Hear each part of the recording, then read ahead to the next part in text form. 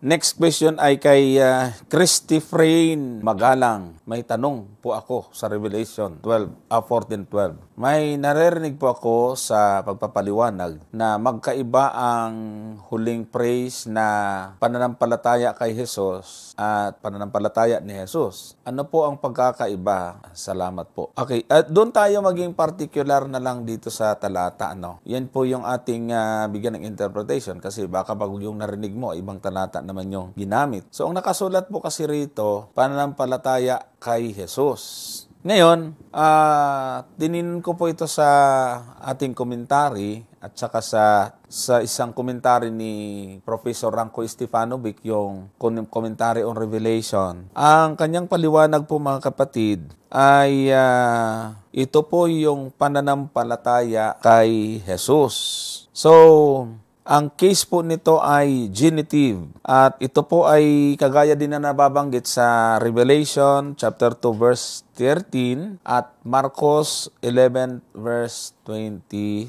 Siguro basahin nga natin yung mga talatang yan sapagkat pareho lang po ng tinutukoy. So dito sa 11:22 ng Marcos, pagsagot ni Jesus ay sinabi sa kanila, magkaroon kayo ng pananampalataya sa Diyos. So yung itinuturo ng Panginoong Jesus diyan na pananampalataya na dapat makita niya sa mga alagad at mga tao ay yan ang nakita po doon sa Revelation chapter 14 verse 12. At doon sa James chapter 2 verse 1 ay may binabanggit din Santiago 2:1 sabi, mga kapatid ko, yayamang mayroon kayong pananampalataya sa ating Panginoong Hesukristo. So, yung ating komentary at dito sa kay Professor Ranko Stefanovic ay yan po yung tinutukoy pananampalataya kay Jesus. Ibig sabihin nito ay yung ating pananampalataya ay dapat manatiling tapat, manatili. Yung po kasing word na panatilihin doon sa Greek ay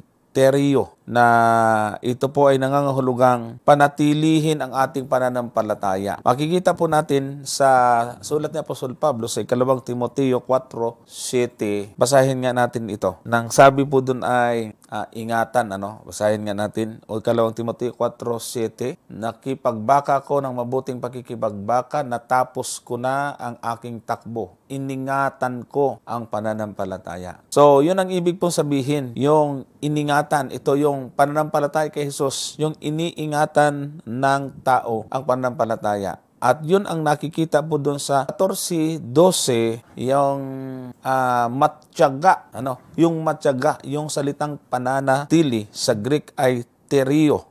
Yun ang katangian ng mga lingkod ng Diyos na yung katapatan niya ay ipinahayag ni Apostol Juan doon sa 14:12 ng Apokalipsis. Sige, Brother Gomer. Well, tiningnan ko yung natin dito, Brother Johnson, yung ating study Bible natin ng Andrews.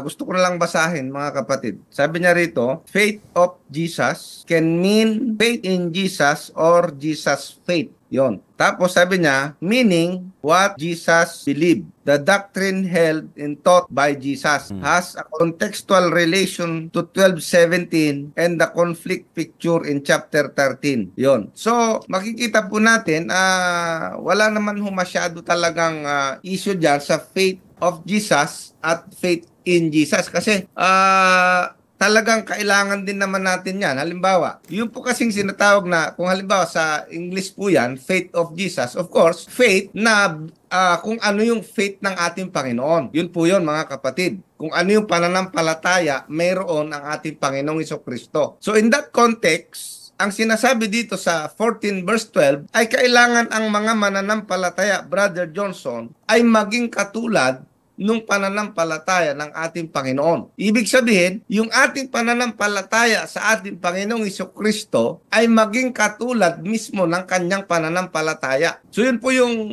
yung sinasabi po natin dito. Kasi ang ating Panginoong Hesukristo ay talagang mayroon po siyang pananampalataya o yung sa kanyang sarili, mayroon po talaga siyang pananampalataya. At yan po yung kanyang yung pananampalataya ng ating Panginoon ay nakita natin nung panahon na siya po talaga ay malapit ng magbatak ng kahirapan. Ang sabi nga doon sa isang talata ng Hebreo, tingnan po ninyo yung Hebreo 2, Sa Hebreo 2, ang talata po niyan ay 9. Ang sabi po diyan, kundi nakikita natin ang ginawang mababa ng kaunti kaysa mga anghel. Sa makatuwid ay si Jesus, na dahil sa pagbata ng kamatayan ay pinutungan ng kalwalatian at karangalan upang sa pamamagitan ng biyaya ng Diyos ay lasapin niya ang kamatayan dahil sa bawat tao. So makikita po ninyo mga kapatid na ang ating Panginoon ay nagtagumpay. Ang sabi niya nga doon sa Apokalipsis, kaya nga mababasa nyo sa Apokalipsis doon sa kanyang letter to the 7 churches, ay makikita nyo po yung ang magtagumpay. Ang kailangan natin, sabi niya, ay magtagumpay gaya ko naman na nagtagumpay. So ang ating Panginoong Jesucristo ay nagtagumpay po siya. At yun ay dahil sa biyaya. Ibig sabihin, talagang siya po ay kumapit ng matibay sa ating Panginoong Diyos, sa kanyang Ama. Ang sabi nga doon sa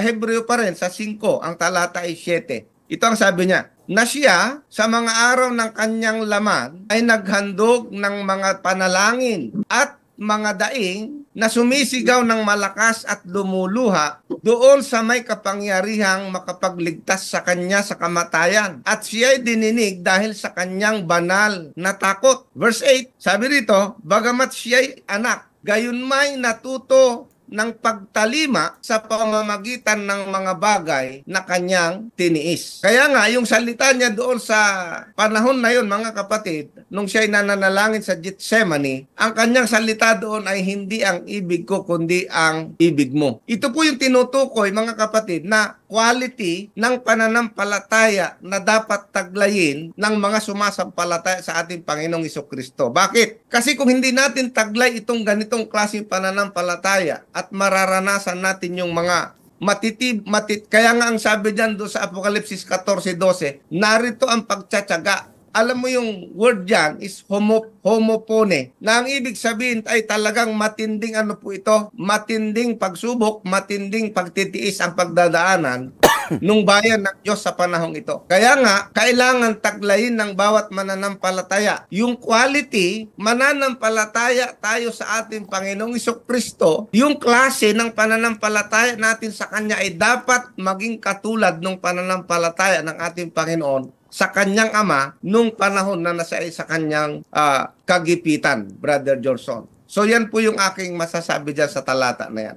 Okay. So thank you, Brother Gomer. Tama yung explanation mo ay galing po dito sa Andrew's Bible, which is hindi naman siya kumukontra doon sa explanation ni Professor Ranco Estefano Vic. Dahil maaari nga na yung panampalataya kay Jesus, dapat ay yun din yung makita sa mga tao, yung panampalatayang kagaya ng panampalataya ni Jesus. Kaya nga ang pagkakabanggit po dito, faith of Jesus can mean faith in Jesus or faith or Jesus faith, meaning what Jesus believed. The doctrines held and taught by Jesus sa verse 12. Yan. So, thank you. Actually, tama. Wala nga namang talagang dyan. Wala namang problema dyan sa bagay na yan.